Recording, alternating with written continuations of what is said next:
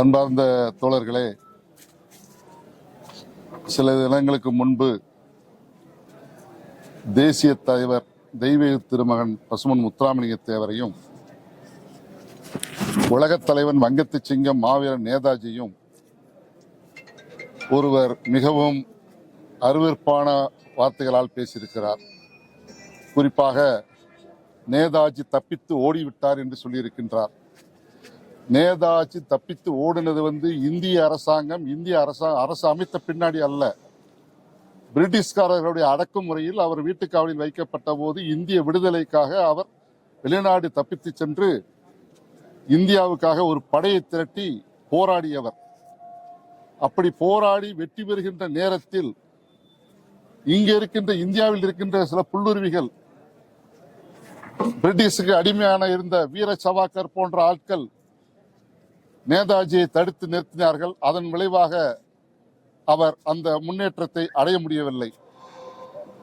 அப்படிப்பட்ட தலைவர்களை ஒரு தற்கூரி, அரசியல் நாகரிகம் தெரியாத ஒரு தற்கூரி அப்படி பேசுகிறான் என்றால் மிகவும் வருந்தத்தக்க விஷயம். அதேபோல் தேசிய தலைவர் தெய்வீக திருமகன்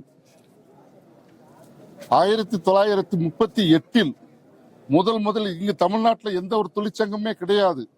அப்பேற்பட்ட காலத்தில் மகாலட்சுமி மில்லுக்காக தொழிலாளரோடு சேர்ந்து போராட்டம் நடத்தி சிறை செல்லுகிறார்.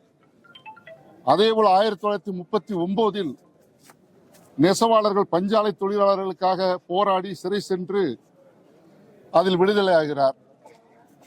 உசிலம்பட்டி பகுதியில் அவர் பேசியதற்காக அவரை சிறையில் வைக்கிறார்கள். திருச்சி சிறையில் வைத்தபோது அங்கிருந்து அவர் அந்த சிறை நாளை கழித்து வெளியே வரும்பொழுது மீண்டும் அங்கேயே கைது செய்யப்படுகிறார்.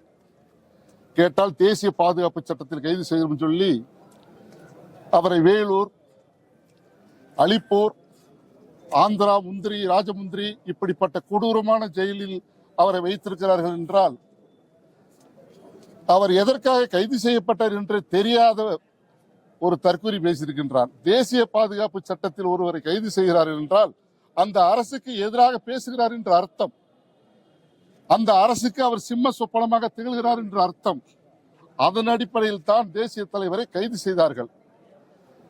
பல ஆண்டுகளாக சிறையில் இருந்தவர் நேதாஜிக்கு நண்பராகவும் குருவாகவும் ஏற்றுக்கொண்டு இந்த பகுதியில் இருக்கின்ற கொண்டையங்கோட்டை மறவர்களையும் பிரமலை கல்லர்களையும் ஆயிரக்கணக்கான பேர்களை இராணுவத்துக்கு அனுப்பியவர்.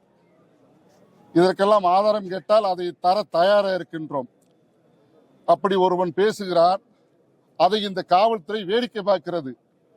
இந்த காவல்துறை போட்டிருக்கின்ற யூனிஃபார்ம், இந்த நாட்டின் அரசாங்க மிலிட்டரியில் போட்டிருக்கின்ற யூனிஃபார்ம் மாவீரன் நேதாஜியால் உருவாக்கப்பட்டது.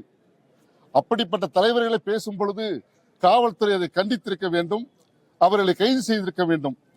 அவர்களுக்கு அனுமதி கொடுத்து விட்டு நாட்டுக்கு எதிராக பேசுபவர்களுக்கு அனுமதி கொடுத்து விட்டு நாட்டுக்காக போராடிய தலைவர்களை இழிவுபடுத்தியதற்காக அதற்கு ஆதரவாக ஃபார்வர்ட் பிளாக் கட்சி ஒரு சுரேஷ் தேவர் தலைமையில் ஒரு போராட்டம் நடத்துகிறது என்றால் அதற்கு அனுமதி இல்லை.